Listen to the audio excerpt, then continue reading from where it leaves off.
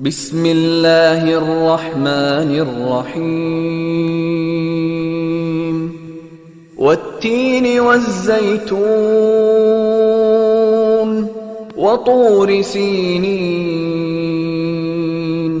وهذا البلد الأمين لقد خلقنا الإنسان في أحسن تقويم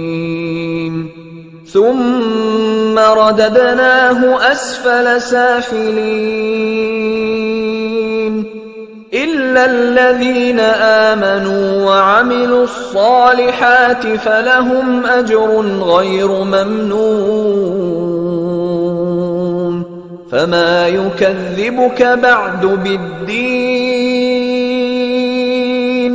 أليس الله بأحكم الحاكمين